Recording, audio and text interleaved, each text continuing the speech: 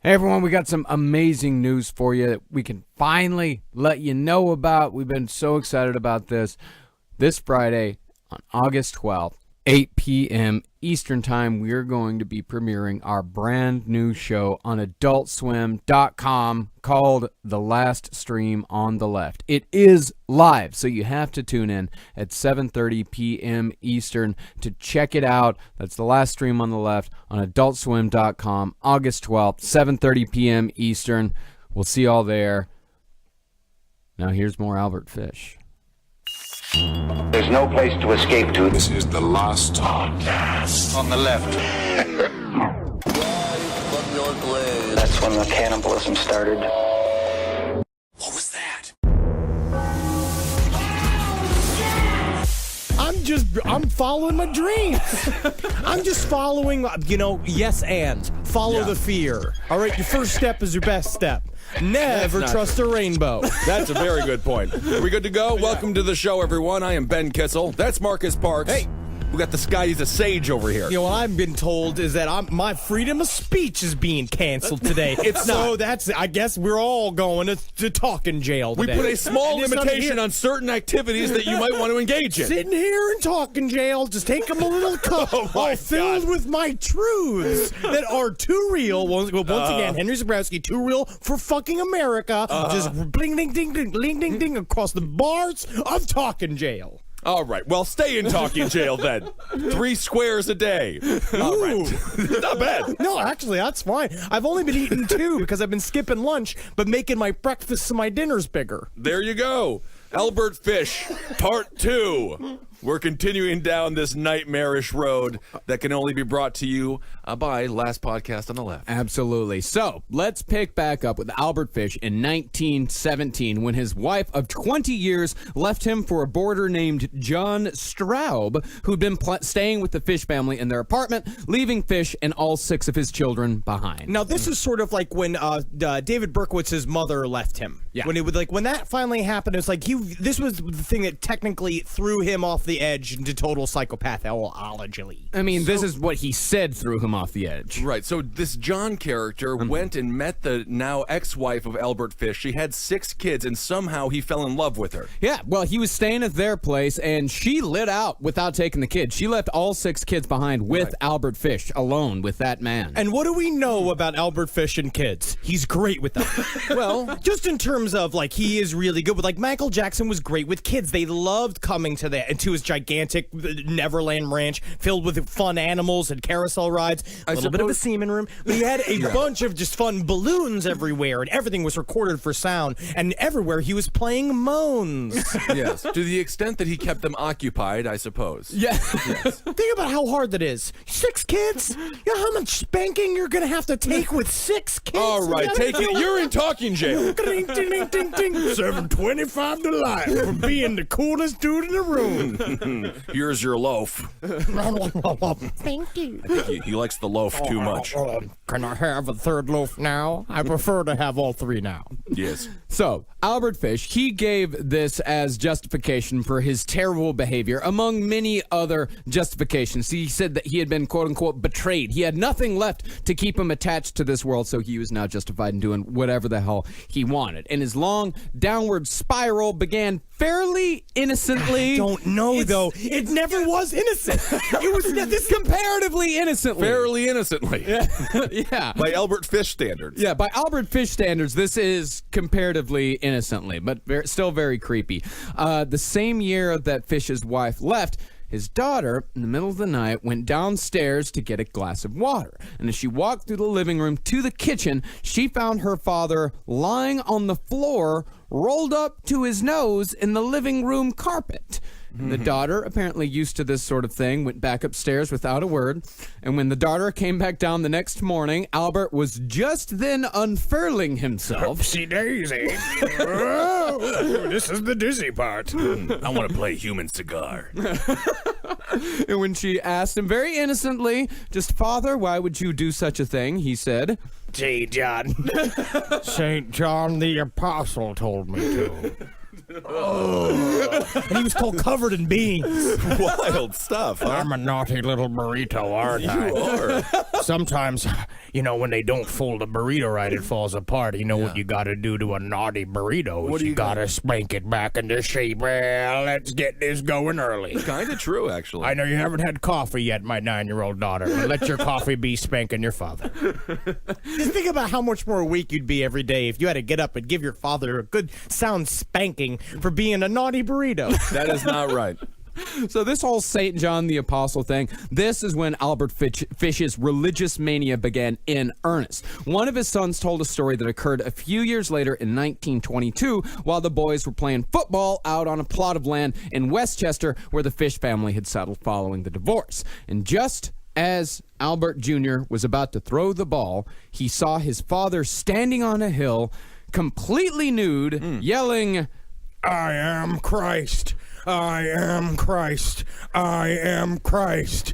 I am Christ." Is that your dad up there? Is he saying I am Christ? He's Ham Christ? Weird. He was saying it over and over and over again. And the boy, as the Fish children did many times throughout their lives, just looked the other way. Like the American government did during 9/11. Think about it. Well, my grandmother used to stand up and her pants would constantly fall down in public places. So this isn't that unusual for people of a certain age. But you know your grandmother, right? This is my grandmother on my mother's side, so you can't make any jokes. I know, but this wasn't out of some weird sexual predilection. It wasn't like her pants fell down. She's like, "Oh no, everybody's got to come and lick my pants up past my knees." I don't know. Because that's when that's a sexual fetish. That's an embarrassing thing. That's because of old age. And it probably haunted her. I don't think it haunted her. She loved it. So she was She didn't even care. So she was kind of like that Spencer's gift thing that you'd squeeze the bulb and the pants would fall down. Yes. And she laughed. She loved it. She didn't even laugh. She didn't care. They'd be like, "Hey, Lillian, your pants are down." And she'd be like, "Yeah." And then she would just pick them up. Shame I can't feel anything on the skin of my legs. We can't talk about this at length, but I'll go into it on Roundtable perhaps, or maybe Top Hat. All right. So in 1928, Fish was living with his sons Eugene and John on East 81st over in Manhattan. And the boys came home at about 5:30 in the afternoon to find their father sitting in his bedroom with the door wide open, sticking needles in himself. That's the strangest thing so far. Human cigar, being Christ naked on the hill. I can deal with both of those, but now this is where it gets odd. So when they asked him just what the hell he thought he was doing, Fish told him that he had received a message from Christ telling him that's just what he needed to do at this time in his life. Can you imagine if he had a smartphone, how many notifications from Christ he would have had? So many. Just on all platforms. You know what? Quite frankly, I'm not sure if Christ didn't want him to do that. What if you're Jesus, you're bored constantly, you're in control of everything, you're like, what can I do to mess? Like, I just want to watch a funny show today. Would it be? Tell me, Gabriel. Do you think it would be funny to make this old man stick pins inside of himself like he's a big stinky bush? Yes, Christ. Once again, you are true humor. I am the Dennis Miller of heaven. The Dennis Miller of heaven. So naturally, after that, the two sons shuffled their, by then, 48-year-old father off onto their brother, Albert Jr. And again, one afternoon, who knows why Fish loved doing this specifically in the afternoon. But Junior, while trying to fix a pipe that had gotten all gunked up, What? And because it's also Albert Fish, too, because you know that if the pipes are gunked up, fucking Hamilton did it. Yeah. Yeah, he was trying to get him ungunked, and he accidentally found a pair of homemade paddles hidden underneath the sink. The paddles were each about 2 feet long, and inserted into them were nails which protruded about 1.5 inches outward, and both paddles were covered in dried blood. That's what he said, is that the needles were actually also very short, too. That's the way they described it. They were like sewing needles that he had like glued or attached them somehow to these paddles. They're homemade. These are like, this is fucking the most Brooklyn thing that you can do. This is a DIY. This is a DIY. Yes. And he said that not only were they covered in dried blood, but they were covered in bits of gore. Like literally stalks on the end of, like, if you've ever Texas Chainsaw Massacre style. Like literally, if you've ever been on the set of a horror movie or seen places movies where they build special effects, the way they do it is they make latex and they rip it and they kind of hang it like all dyed with food dye and they leave it on top of the nails. But imagine that, but it's coming from your father's ass. Yeah, that's an intense butcher session there. I was thinking, though, if in case of a zombie apocalypse, this would be a great apartment to break into and steal all of the goods from. I mean, this seems like a great walloping bat to a zombie space. No. I mean, no. You got to break the zombie's head. No. The best weapon in the zombie apocalypse, I think, is the baseball bat with the big nails coming out. And Like Harley Quinn and from not be Suicide Squad. trapped inside of the building with the man who's constantly asking you to spank him because he's the reason why the zombies are here. Well, you never know. I just feel like it could be a good bat. Good weapon. It very much could be. So when Albert Sr. arrived home a few hours later from God knows where, Albert Jr. asked him, hey, what's the deal with the paddle? What is the deal? Seinfeld ruined that entire phrase, and I'm really kind of upset with him for that. These paddles, can't use them for swimming, can't use them for boating. What are we doing, spanking ourselves with them? Yes. What is the deal with that? See yourself out.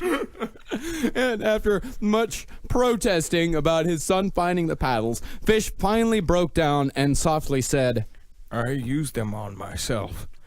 I get these feelings that come over me, and every time they do, I have to torture myself with these paddles. Want some flapjacks? Oh, yeah, flapjack sounds good. That's not raspberries on them. So, It's bits of my ass. Oh, well, that's it. Makes it a little bit worse. But do you think he was having pedophilic tendencies or thoughts, and then whenever he would have those, he would punish himself with this spanking paddle? I think that he tried to validate to himself that that's what he was doing, because that's what we're going to find out later on, is that he believed that he was punishing himself for his many crimes. Rightfully so. But I think at the same time, he had already reversed it so hard that he just liked the punishment. Yeah. This is the problem with someone who's truly this sadomasochistic, is that as much as you punish them, they love it. Yep. That's why sometimes you just got to give him a hug. He would have hated that. He would have hated it. No, actually, I don't think so, because he would have gotten hard and would have known that you would have found it unpleasant that you was hard. Well, hugging. Can you imagine hugging a tiny, short, little, shrunken old man? I mean, like, oh, he just needs some affection, and feel like the as his penis just goes up your leg. I would have given him a Starbucks gift card then. I've never seen somebody sad to get a gift card. Never. Is that the only way to torture Albert Fish? I think so. Ooh, free mocha? I hate it. So by the time the 1930s came around, Albert was, as far as his masochistic tendencies went, really hitting his stride. And despite the paddle incident, Albert Jr. still lived with his father in the 1930s. God damn it.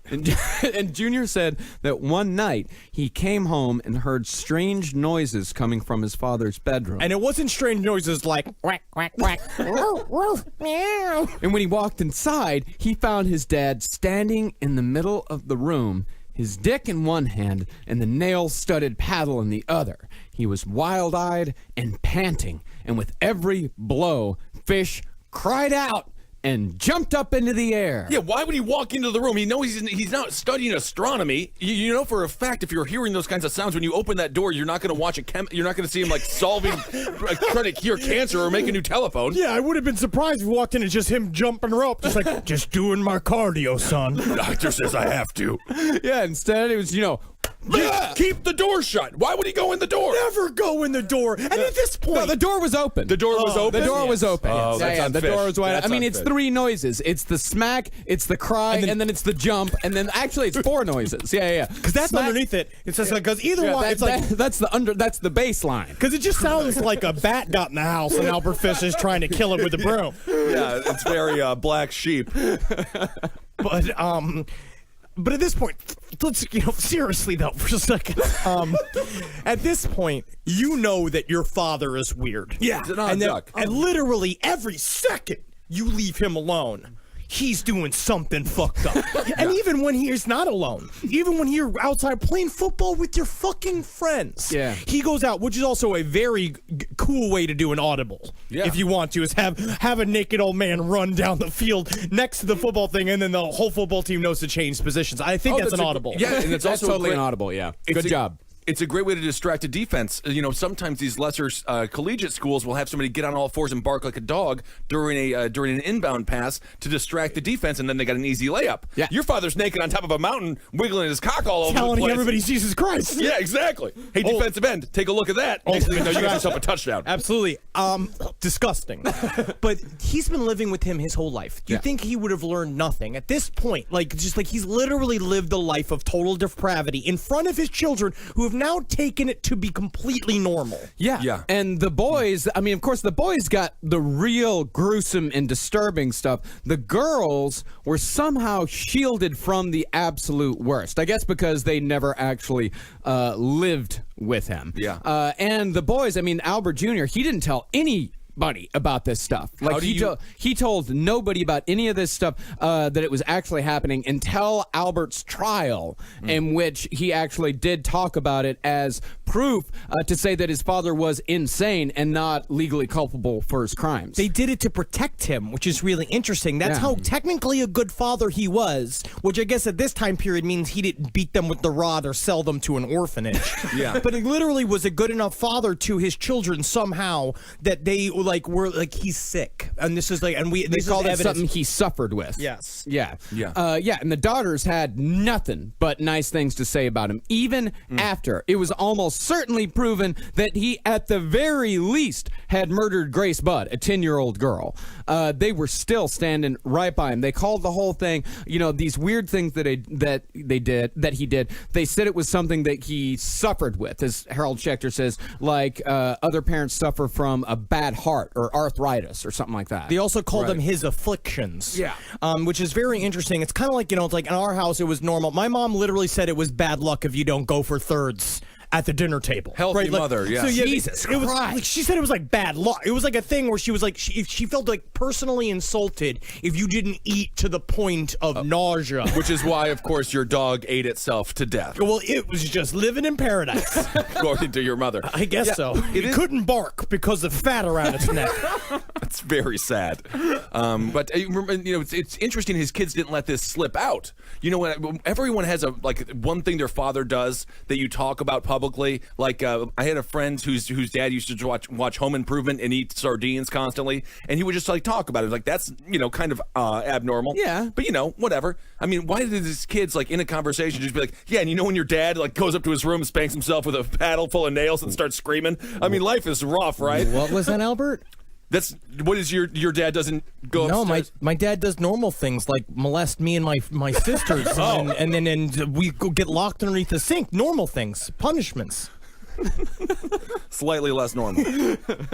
Yeah, and this was absolutely something that they dealt with their entire lives up until adulthood. In 1931, Gertrude, his oldest and his favorite, was living in Brooklyn, just a few blocks from where I live now, over in Bed-Stuy. Oh. Yeah. And during a nice family dinner with her father and her children, this is a full family dinner here, Fish started squirming around in his chair.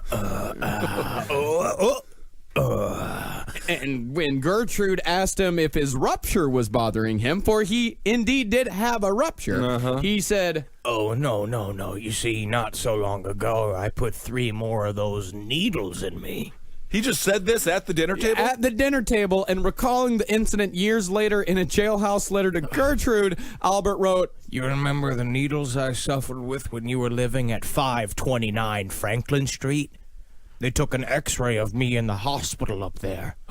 I am full of them." Is that really what it says? is what it says. I am full of them. I am full. So the doctor. You know how when you go to the gas station and you fill up the tank till it goes all the way to the F. Sure. I get a capital F from my doctor. With needles. Needles, nothing but. I'm hungry for lunch, but I'm chock full of needles. So the doctor looked at the nurse and was like, "What do we officially tell him?" Well, I guess we tell him he's full of them. You are clinically full of them. You are an No inside-out more. Christmas tree, sir. Yeah, and these people put up with this type of thing for their entire lives. When Gertrude asked Fish why he was shoving these needles inside himself, he gave him his stock because Jesus told me, because of these feelings I got here, blah, blah, blah, blah, blah, blah, answer. But, not surprisingly, none of his children ever pressed him on what those feelings actually were.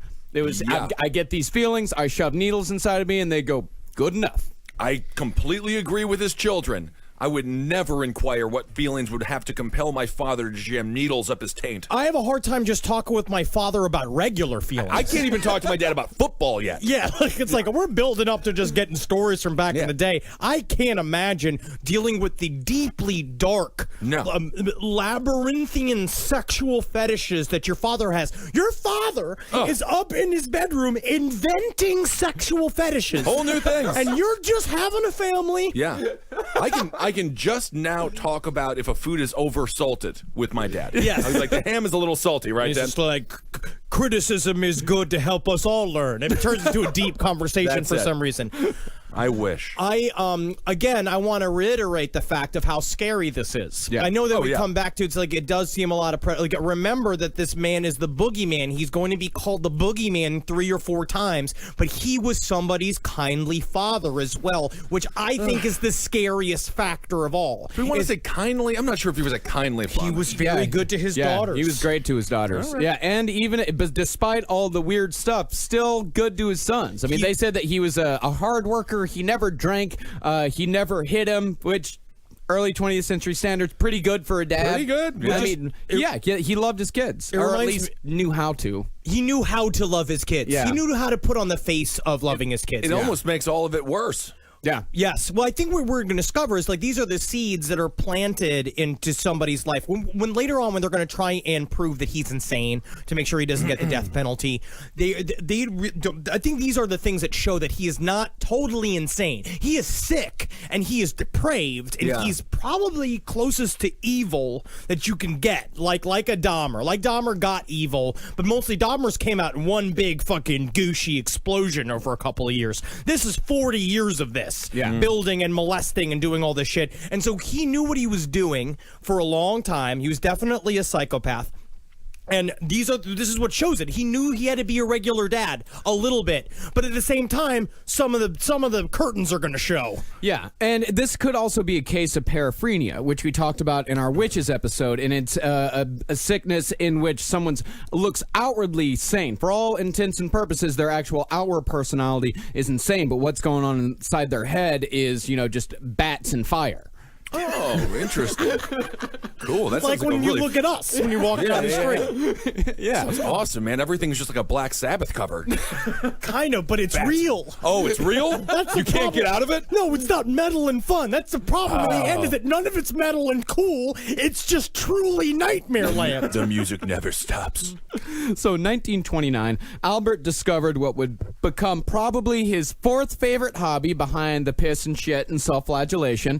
Fish began writing horrible, disgusting letters to women whose names he got from classified ads and matrimonial agencies. And in most of the letters, Fish presented himself as a successful Hollywood producer, saying he would offer his undying affection as well as large sums of money in exchange for the performance of services for both himself and a fictitious son named Bobby. Good fake son name. Good fake son name. Because if he had said something like grape soda, no, it's a fake son. Yeah, and according to Fish, who usually used the pseudonym Robert Fisk, Bobby had been crippled at the age of 9 by an attack of infantile paralysis. But despite being bedridden, Bobby was still a very bad boy who needed frequent spankings, specifically with a cat o' nine tails. And if you aren't familiar, a cat o' nine tails is essentially 9 whips in one. Ooh, so you get a lot of bang for your buck. A lot of bang for your buck. You're saving money. You're saving spankings. Yeah, it is designed specifically to not only cause severe pain, but to also lacerate the skin. The cat, as it's called, was also the punishment of choice for Britain's Royal Army and Navy for many a year. The Brits are so sexually bizarre. They're all very, and they have no chins, and they've got weeks. So the British men have been watching Great British Bake Off, and these men are gross looking. Yeah. Oh, yeah. But they can bake, can't they? Yeah, so they can. Many fine desserts. You wonder if he thought if Albert Fish got extremely aroused with the Stations of the Cross. Yeah. You know, Everything. Quite erotic for a man of his ilk. Everything. He was sexually obsessed with the Y. He loved going to the YMCA, every single thing, which is the least sexy place in the world. Oh, yeah, that's there's true. upwards of 200 naked boys and men. And Barbara Streisand in Yentl. Yes, and Barbara Streisand in Yentl. Now, what you're also going to find, too, is that Albert Fish is sort of like the original troll. Because it's basically, you have all these kind of people just out there literally putting their name out there for help. Yeah. And he would use that information in order to torture them. And he loved the feeling of knowing that somebody else was reading the thing and getting offended or upset. Yeah, he loved it. And this is what he wrote about his son, Bobby, being a naughty boy. This is what he assured the recipient of the letter. Said that he is a naughty boy, but He does not wet or muss his clothes or the bed. He will tell you when he has to use the toilet, number 1, or number 2. For number 1, his pants must be unbuttoned at the crotch and his monkey taken out. His pants and drawers are all made up with a drop, see? All you have to do is loose 3 buttons in the back, and down they come.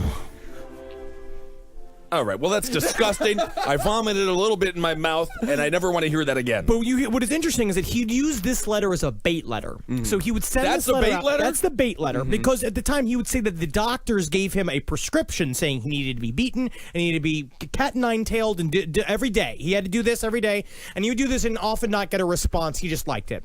So up to this point, what he would say is say that if in return for these duties, I will give you upwards of $35,000 in a follow-up letter if they say something in return. Yeah. One woman escalated this for a long time, and they had it back and forth together. I Yeah. cannot find her name. It is in the book Deranged by Harold Schechter.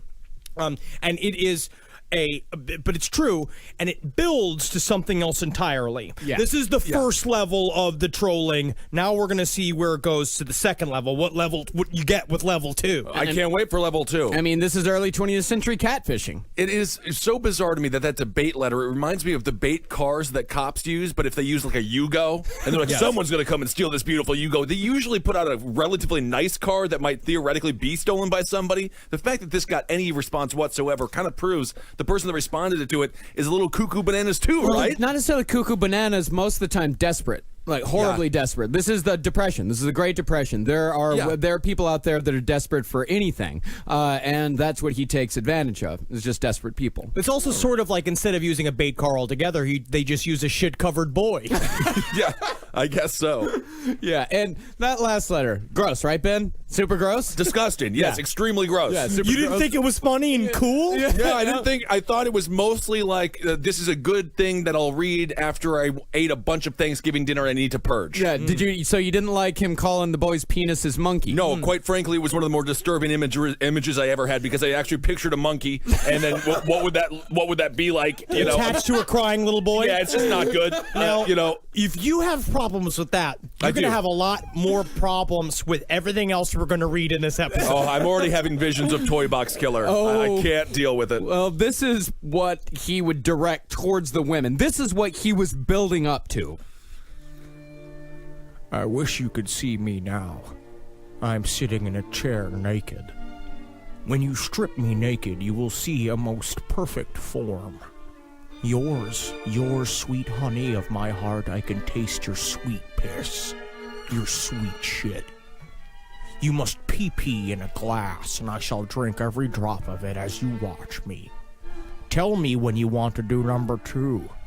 I will take you over my knees, pull up your clothes, take down your drawers, and hold my mouth to your sweet honey fat ass, and eat your sweet peanut butter as it comes out, fresh and hot. That's how they do it in Hollywood. That is true. He's ended it with that's how they do it in Hollywood. That is what he ended it with. And guess you what? know what? He's right. It is how they do it in Hollywood. I I know agree. for a fact. Yes. You know what? When I Wow. first reading that letter, I remember specifically because I got a breakfast burrito, and I was reading through Deranged, and as that letter came up, I had ordered, and this is true, extra avocado in the burrito. And so as I read it, I took a big bite of just... Oh, don't do it. Gloosh. Oh, You just had a my mouthful of gloosh. A mouthful of just smushy nish, which is what he's about to call it. And so he would talk about this, and what we don't put in this letter is that also a thing that Albert Fish had was a predilection for painting his ass different colors and shaving himself entirely. And so when this woman finally showed up to meet him, she actually, they got together and met. When she met him, she was like, well, he's obviously not a Hollywood producer because he's a shabby old man. She removed his clothes and spanked him, right? Because he said I'm going to give you this money. He was completely shaven, and his ass was painted red. He also will sometimes paint his ass gold. I don't mind that. I think that's actually kind of normal. I think that's fine. He just paints his butt. I guess it's fine. Yeah, You know what I mean? It's just I think like... it's kind of fun. Yeah, I mean, with Albert Fish, it's when you take these things like one or two at a time, it's not that bad. Like that. No, it is the culmination, right? That letter, it's like, you must pee in a glass, and shall drink every drop of it as you watch me. Sure. Yep, people write that type of stuff to each other on the internet every single day. Every single minute of the day. Every single minute, literally every single. There are 30 people right now writing that exact same thing to another person who loves it. I Sure, bet there it's are fine. 9 people listening to this podcast right now actively drinking a glass full of pee. I mean, I think that's a wonderful thing. If that's what you're into, get after it. The course. Dookie thing becomes a little bit more extreme. It's a little more extreme, yeah. and obviously I'm sure there are a few listeners out there that love the Dookie, and that's totally fine. But Albert Fish, when you take it all together, As a career, like Derek Jeter, not on a day-to-day he wasn't that great, but if you look at the whole thing. Yeah, he was totally. really yeah, absolutely. Yeah. So Fish was eventually caught writing these absolutely horrific letters in a moment of hubris when he decided to take his chances with a woman he thought might be into the sweet peanut butter scenario and included his return address with said letters. You like buckshots? buckshots? You know those little Christmas cookies, they're peanut butter with chocolate in them? That's what this makes me think of. And it's now permanently ruined them. I never heard him called a buckshot. Yeah, I've never heard him called buckshot either. What do you call them? The thumbprint cookies. I call them rabbit turd cookies. Yeah. So Fish was immediately arrested and interviewed by a court social worker who described Fish's behavior as, quote, questionable. And upon the social worker's recommendation, Fish was promptly committed to Bellevue. And a psychiatrist, trying to get to the root of this odd old man's habits, asked Fish where he got the idea to write these letters. And Fish said it all started when he was working as a painter at a sanitarium up in Harlem. It's story time with Albert Fish. Ooh, exciting. So one night, a chauffeur who had found a pile of dirty letters in a sanitarium garbage can. How romantic. Pile of dirty letters. Yes, a So gross. sanitarium dirty letters. So crazy person dirty letters. What would that sound like? Razzmatazz. Oh, you know, your breasts got spirals in them. Hypnotize. Hypnotize. I can't stop reading. So he read these letters aloud to a group of men in a weird early 20th century version of a stag party. This is kind of like, you know, when John Wayne Gacy, we get all the boys together and they'd watch porno movies in his garage. Except this was a bunch of dudes in the Depression. In an alley of a sanitarium, reading dirty letters that were found in a garbage can. It's just like Sesame Street if Sesame Street was in shit-covered hell. Yes. That sounds about right. Yeah, and Fish said that after hearing the letters, he thought it would be a hoot to write a few of them himself. And when the psychiatrist asked him why he eventually came to feel as if he had to write these letters, Fish said, It was just sort of a habit. Just kind of a cool, fun, crazy thing I did. I've also been folding 1,000 cranes. Oh, I've yeah. heard if you do that, you get one wish. And you know what my wish is? What's that? Someone to shit on my face. Sounds like you've already got your wish then. Yep. I'm living the dream. You can stop with the origami whenever you want. So throughout this interview, the psychiatrist noted that Fish seemed to be quiet, downtrodden, even boring, until the psychiatrist asked Fish about his faith, to which Fish proclaimed himself to be a devoted Episcopalian. But when the doctor asked him if his habit of writing dirty letters clashed with his Christian beliefs, Fish said, There is no comparison. and they didn't get another word out of him, but still declared him, quote-unquote, not insane, and let him go. I wonder how big that stamp is. Yeah, not insane. Man, I couldn't stop it. Episcopalian. If you think about that, Yeah, that's kind of fun. Wow, you know what? Our listeners were thinking it, so I just said it so they could feel validation for their thoughts. Wow. Wow. Nice. He's the disgusting monster. Really was. But less than a year later, Fish was arrested and placed back into Bellevue for sending obscene letters to the proprietor of a local boarding school. And this time, police actually searched Fish's apartment. They, of course, found many, many more letters, but the letters paled in comparison to what they found in the dresser drawer. They found a cat o' nine tails, which was to be expected. That's in his bit. That's in his case. That's his shit. That's fine. And when police asked what he did with it, Fish said, I whipped myself with it, although I don't suppose that's anybody's goddamn business but my own. I'm going to say good point, Fish. Absolutely, point Fish. Fish. Well, I'd say the only point he gets. None of your goddamn business what I do with my cat and nine tails. Yeah. But much more disturbing was the food they found in the drawer. Uh-oh. Buried underneath his clothes was a decaying hot dog wiener and a carrot. And for some reason, one of the cops actually picked up the hot dog with his thumb and forefinger.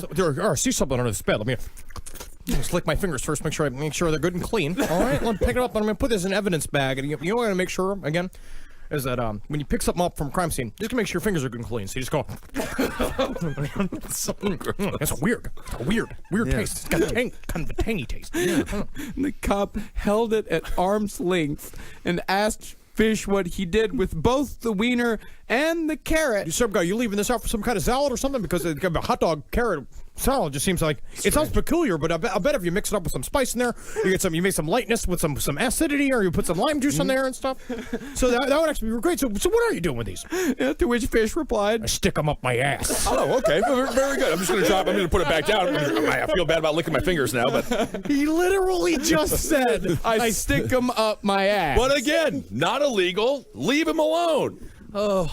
The carrot, I mean, at this point, so far, the cops have nothing on the guy. I mean, can you imagine how loose his butthole has to be for him to put a hot dog up in there and then bring it back out again? The ass. Oh, not that loose. I mean, he doesn't have like all the fancy lubes that we're accustomed to slip things in and out of a butthole. No, the butthole is it is a tight thing, and hot dog wieners are very soft. Do we know if the hot dog was cooked?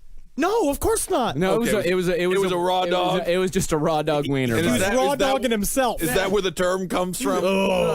But yeah, the old timey lubes were just like, they don't make them like they used to. Now that was just literally axle grease. Yeah. He was going ew, ew, ew, sticking it out. We could also maybe call him a puñada. Puñada. Yeah. Wow. All right. So he's got a carrot, a hot dog, and a cat tail. I got a little whip there. All right. And after this incident, he was held for 10 days, where neither the whip nor the food up his ass were discussed. No reason to. No would reason never mention to. And Fish was once again released by a doctor who described him as, quote, quiet, cooperative, and oriented. Oh. Now, Fish didn't just anonymously send letters to unsuspecting single women and widows. Sometimes he'd even deliver the letters himself, with the recipient knowing full well where the filth was coming from. In 1929, Fish was sharing a room with a couple of his sons in a boarding house here in New York City. New York! Beautiful. I heard if you make it there, you can shove a bunch of carrots up your butthole Anytime anywhere. you want, anywhere you wish. The proprietor of this boarding house was a one Mrs. Carlson. Carlson said, like many other people who had direct personal contact with Fish, that he seemed like a harmless, middle-aged man. That was the thing about Fish, is that if people just sort of saw him off in the distance, he was creepy, he was terrible, he was the gray man. But if you got to know him, you knew that he was all sorts of fucked up. But just in general, everyday pleasantries, he was all right. Sure. See, the way he was also described, though, was stooped, shabby. Like, that was the thing you always hear a lot. Is that he just seems, it's more like there's pity involved. They look at a man that he's kind of got a 5 o'clock shadow all the time, a big hangdog mustache. He wore shitty clothes, and he had a habit of clenching and unclenching his hands nervously everywhere he went. You imagine he was literally also moist to the touch. I imagine most people just assumed, oh, this is a poor little, like, bad creature. He's just like, he's a poor, unfortunate soul that kind of walks the earth, shuffling around. And so we're just going to kind of not deal with it and don't realize that now those are all the telltale signs of somebody who is a molestardo. That's why I don't have sympathy for anybody anymore. The show has ruined me. I see an elderly person on the subway. Everyone says, oh my God, the stories they must tell. They're full of hot dogs. Full of them. That's why they smell that way. Yeah, they're little street meat stands walking my everywhere. Goodness. Yeah, and speaking of molestar, he was very interested in taking this woman's little boys out for afternoons at the movies. So never did. Never left her children alone with fish, so we know that. But 3 months later, she started getting letters from Albert. And after the third letter, which was apparently so terrible that Mrs. Carlson couldn't even bring herself to speak a word of it, she kicked the entire Fish clan out of her house, never to be seen again. But Fish left something behind. When Carlson went up to inspect the room upon the Fish family's departure, she found in the middle of the floor what she could only refer to as, quote, a little mess. What we're about to read here is the actual, real, 100% true back and forth between Mrs. Carlson and the prosecuting attorney during Albert Fish's trial. Mrs. Carlson, what do you mean by a little mess? I don't like to say just what it was. He made just some sort of dirt, and he left it behind the door.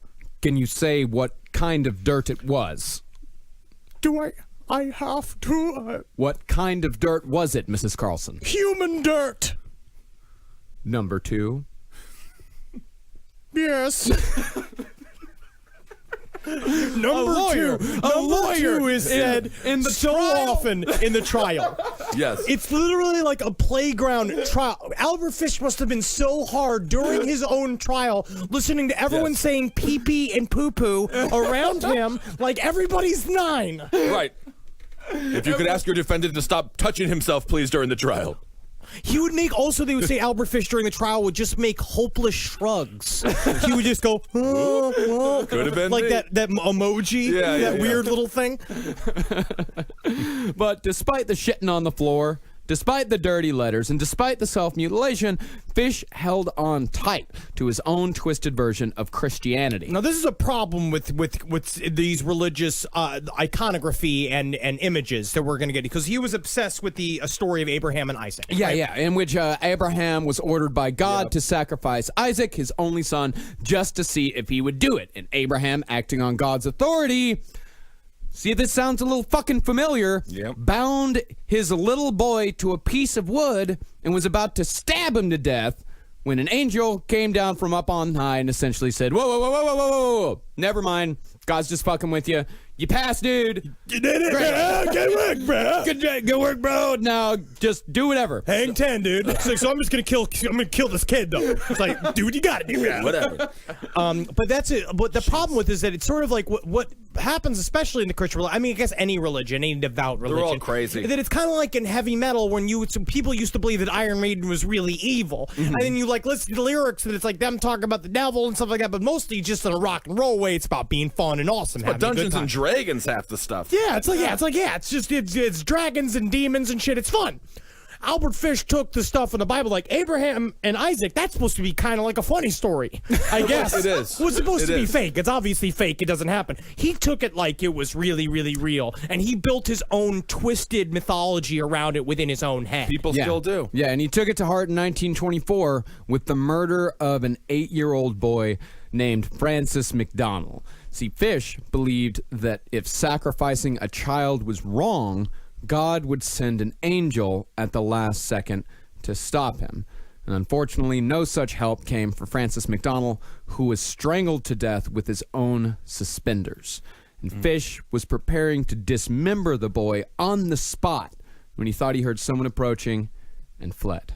For some reason, I pictured the angel as Bjork wearing her swan suit. I Really? think she would be a good angel if I had to have an angel in my life. If you had to have an angel come and tell you to stop murdering the boy, or eating too much popcorn. Never murder, only jump. you just jump. It just sounds Jamaican. No, that sounds like Bjork. No. If you do the Bjork, you have to sound like this. I am Bjork, never kill, jump, only jump. Well, that's good. That's my angel. I like Bjork. Thank you.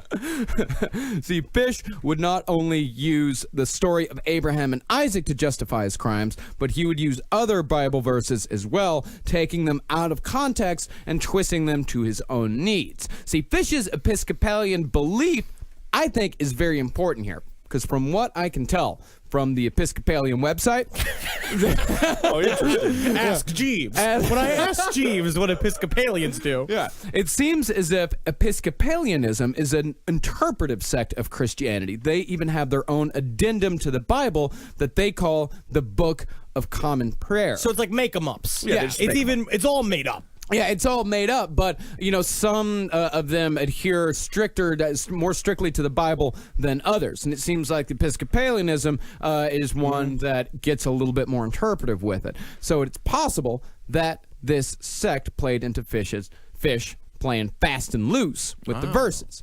For example, one of his favorites, Psalms chapter 137, verse 9 says, "Happy is the one who seizes your infant and dashes them against rocks." It's a tough favorite. So, yeah, happy is the person who grabs your infant by their ankles and slams their brain into a rock. See, taken out of context, it seems like the Bible is sending messages specifically to Fish, telling him it was totally okay to kill children. Yeah, it's basically just like be Babe Ruth, but instead of a baseball bat, use a baby. But when taken in context, it's really just some Jewish dude who's super upset at Babylon and is just blowing off some steam. I don't So get he's it. thinking something's supposed to be sarcastic. Essentially, it's sarcastic. It's Is essentially the Bible's tongue-in-cheek? not in that in that one section. That's yes. funny? Yeah, where do you think the Jews got it from? Their sense of humor? Yeah. I thought they got it from their years of being the butt of everybody's cruelty. Yes. There's a whole lot of places they got it from. Okay. Yeah. But yeah, that's what it was. Is that it was just, and a lot of things in the Bible can be taken completely out of context and Sure, twisted of and people can do it on both sides. Yeah. They absolutely can. But the murder of Francis O'Donnell would be nothing compared to his next murder. Fish claimed in a handwritten confession to the abduction and killing of a 4-year-old boy named Billy Gaffney. And his parents called him Candy Boy. I actually don't think that's a bad nickname. My parents called me Lover of Bread Ben. What? Yep. They just knew then, just give him a baguette. He'll never not be smiling. I love bread. You love bread. Was that like a weird German translation? Yes. Okay, so it was like a German, so it was like, Luftwaffe. Luft of the Panskinsk. Something like that. But also, so this is a really sad story because the parents left Billy alone. They came from a poor family living in a tenement house, and Billy was playing with his best friend. And when he went missing, they searched everywhere for him. It tore up this family's life, of course, as it always does. And then they asked the little boy, like, what happened? What was the last thing that you saw? When's the last time you saw Billy? And he was like, the boogeyman took him. And hence the nickname. Yeah. And I want to clarify for the listeners, I mean, obviously we make fun of everything on this show, specifically the monsters. We try not to make fun of the victims, and so if it ever comes across that way, that's never the intention. These are very sad situations, and this boy did not deserve, obviously, the horrific end to his life. It's not funny. It's not funny. It's very sad, and he could have grown up to be a train conductor. Who the hell knows? But either way, it's why very that sad. job? A train conductor in the 1940s, 50s, when this man would have the job, would be very good. It's an extremely respectable job. It was certainly that. It's a Not fine anymore. job. It's not anymore. It's a lost a respectable. little. It's a respectable job. Oh, Next you're stop, good. Donna G train is No, you're Halston thinking Avenue. the MTA train, which is also a very respectable job. Yeah, being an MTA, yeah, very respectable. So we have that written confession, and if this is true, then the murder of Grace Budd was almost a mercy in comparison. Now, we haven't done this in a long, long time. Not since our very first 911 episode. if you make it to the end of this, you get an official Last Podcast on the Left gold star. And that gets you no money, and it gets you no points off your license. Nope. And it does nothing. But what it does mean is guarantees you have a personal problem. Yes, and technically we don't even have gold stars. We don't. I mean, there's nothing. It's like the Marvel No Prize. There's nothing tangible here. You just have it in your own brain. I'm going to put it this way. So remember again, Albert Fish, everything that we know about him comes from the testimony of his children and his confessions and from the letters we got. We don't know what's real or what's fake. What we do know is that his kids saw a lot of weird shit, and their testimony in order to prove that their father was insane gives us the basis for the fact that he lived a life of total depravity. Now, this letter is pretty rough, but who knows if it's all true? It could be sort of like fan fiction of his own life a little bit. Yeah. Or what he wish he did. Yeah, a lot of times they do exaggerate the worst parts of human behavior as a point of pride, so we don't know. Yeah, or they have the Harry Potter fuck the other boys. That would be fan fiction. And so That's slash fic. that's slash fic. Oh, I see. So this is that. It's his version of slash fic, maybe, or it's real. I don't know. You decide. There is a public dumping ground in Riker Avenue, Astoria. All kinds of junk has been thrown there for years. I brought him to the Riker Avenue dumps. There's a house that stands alone not far from where I took him. I took the boy there, stripped him naked and tied his hands and feet and gagged him with a piece of dirty rag I picked up out of the dump. Then I burned his clothes, threw his shoes in the dump. Then I walked back and took the trolley to 59th Street at 2 a.m. and walked from there home. Next day, about 2 p.m., I took tools, a good heavy cat of nine tails, homemade, short handle, cut one of my belts in half, slit these halves in 6 strips about 8 inches long. I whipped his bare behind till the blood ran from his legs. I cut off his ears, nose, slit his mouth from ear to ear, gouged out his eyes. He was dead then. I stuck the knife in his belly and held my mouth to his body and drank his blood. I picked up 4 old potato sacks and gathered a pile of stones. Then I cut him up. I had a grip with me. I put his nose, ears, and a few slices of his belly in the grip. Then I cut him through the middle of his body, just below the belly button. Then through his legs, about 2 inches below his behind. I put this in my grip with a lot of paper. I cut off the head, feet, arms, hands, and the legs below the knee. This I put in sacks weighed with stones, tied to the ends, and threw them into pools of slimy water you will see all along the road going to North Beach. I came home with my meat. I had the front of his body I liked best, his monkey and peewees and a nice little fat behind to roast in the oven and eat. I made a stew out of his ears, nose, pieces of his face and belly. I put onions, carrots, turnips, celery, salt, and pepper. It was good. Then I split the cheeks of his behind open, cut off his monkey and peewees, and washed them first.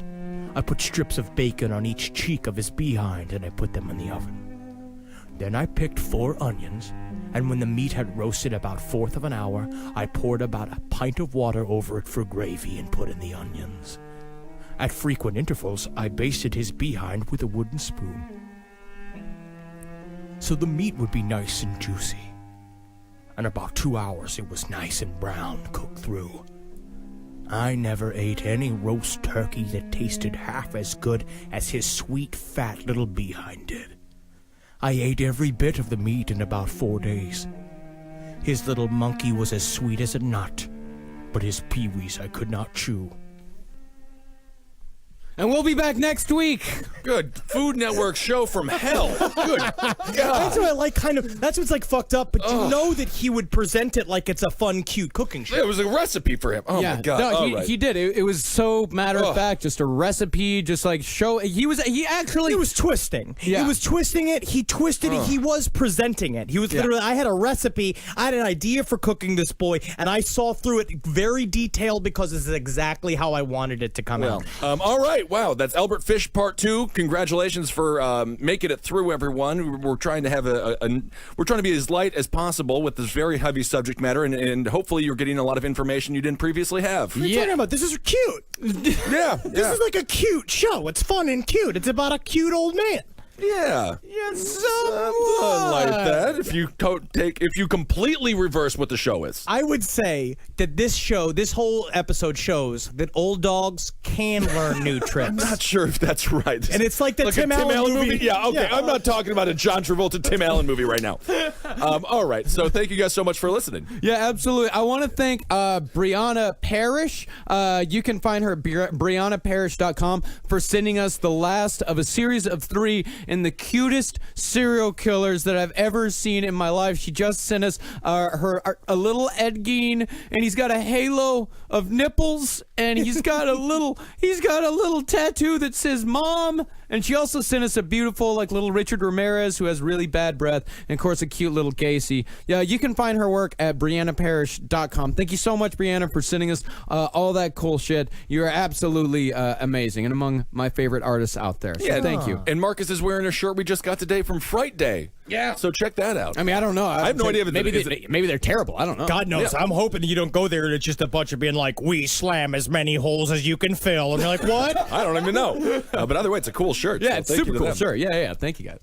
Yeah, and thank you guys so much for giving to the Patreon. That's been a life changer. Yeah, patreon.com/last podcast on the left. If you guys want to contribute to not just Last Podcast on the Left, but to Cave Comedy Radio at large, because, of course, we know a lot of people out there listen to all of our shows. Thank you so much for listening to every show me and Ben do, Abe Lincoln's Top Hat, Roundtable of Gentlemen, the stuff that I do with Jackie Zabrowski, Sex and the Human Activities and Page 7, and my own little music show, The Lucky Bone Show, that you can find at mixcloud.com/Marcus Parks. Yes, very nice. And you can find Marcus Parks on Twitter at Marcus Parks and Instagram at Marcus Parks. On Instagram, I'm Ben Kissel1. And on Twitter, I'm Ben Kissel. I'm almost at 10,000. I'm going to get there. And when I get there, my ego's going to go, who are you people? You're going to start doing that? Yeah, who are you? Well, my name is Henry Zabrowski. You can find me on Twitter at Henry Loves You, at Dr. Fantasty. And I do amazing levels of content everywhere we go. And my brand is increasing in popularity and societal thing. And I will escape from free speech jail. You are still in jail, my friend. Ding, ding, ding, ding, ding. There's a man in here, and he says he wants to take me to the shower room. And I said, no, sir, this is free speech jail. You've got to go with him. I'm a published author, by the way, so I'm going to start saying things like, I've never. You're a published author? Yeah, Heat Street published my work. All about third parties. Check it out. It's a great article. Yeah. Did you read it? I haven't read it. I've been off the internet for 2 days. It went Ben Kissel viral. Which means 15 people. 35,000. 35,000. No, I don't know. It was very good, though. It was a very successful article. So I'll be writing more of those. So I'm an author. So now, again, well, I've never. That's what they say. I'm going to post it somewhere. I've been reading this really interesting academic article that's like talking about like the philosophy behind whether or not we live in a hologram or some sort of simulation. I got to tell you, it's complicated. Post it up. And I got to say, let's change the simulation up. Like a little bit. I want to be shorter. I want more cash. Oh, yeah. That would actually really help. And so you guys are, and with the Patreon, you guys are changing our reality with that. Yeah. So thank you. We're changing everybody's reality. I'm going to say hail yourselves. And do we want to plug the, what do we got? Baltimore coming up. Baltimore on August 19th. Actually, it's a week from Friday. Oh, my God. Yeah. August 19th. Coming back to Baltimore. Go getautobar.com or Bad Auto or something like that. Just Google. You'll get it. Google. You'll figure it out. Also, you're smart people. I believe I can officially say this, but I'm not sure of the time of yet. It's supposed to come through. We're going to be giving a live stream show for AdultSwim.com, which will be starting next Friday, hopefully, and we will definitely confirm that with a time. We'll announce it on the Facebook page. But I'm very excited. I said we say it out loud and make it a reality. Yeah. Exactly, because then it becomes a reality, legally or not. That's correct. Hail Satan, everyone. Hail yourselves. And hail gain. And let's leave the kids alone for a second. For like a whole lifetime. You know what? Instead of molesting the kids, you know what you do? You tap them on the shoulder and you say, hey, little bud, may gustulation. You can be president. You can be president.